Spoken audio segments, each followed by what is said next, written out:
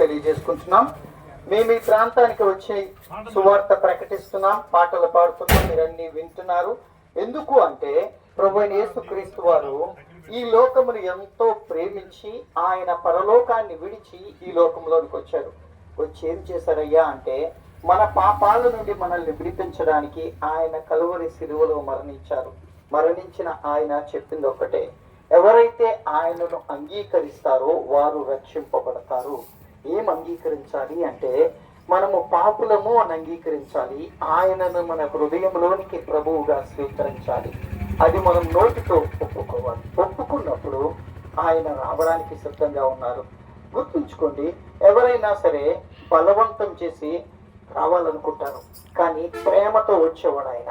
ఆయన ఏమంటున్నాడు అంటే మీరు అడిగితే గాని ఆయన రాను అంటున్నాడు, మీరు ఒప్పుకుంటే గాని ఆయన రాను అంటున్నాడు, మీరు అంగీకరిస్తే గాని మీ హృదయంలోనికి ఆయన రాను అంటున్నాడు. అంటే ఆయన మనకి ఎంత విలువిచ్చాడు. ఈ లోకంలో చాలా రకాలైన వ్యక్తులకి మనం విలువిస్తుంటాం, కానీ పాపులకి ఎవరు విలువెవరు. చిన్న తప్పు ఎవరిలో దొరికినా ఎవరు కూడా విలువెవరు, వారిని ప్రేమించరు. కానీ బలహీనులుగా, భక్తిహీనులుగా, దేవునికి దూరముగా ఉన్నప్పుడు ఆయన మనల్ని బలపరిచాడు, ప్రేమించాడు.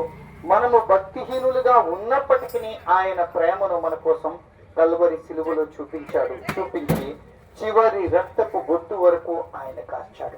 మా అందరి జీవితాల్లో, ఇక్కడికి వచ్చిన వారి అందరి జీవితాల్లో 2 రకాలైన జీవితాలు ఉంటాయి. యేసు ప్రభుని నమ్ముకున్న తర్వాత, నమ్ముకున్న తర్వాత, నమ్ముకోక ముందు.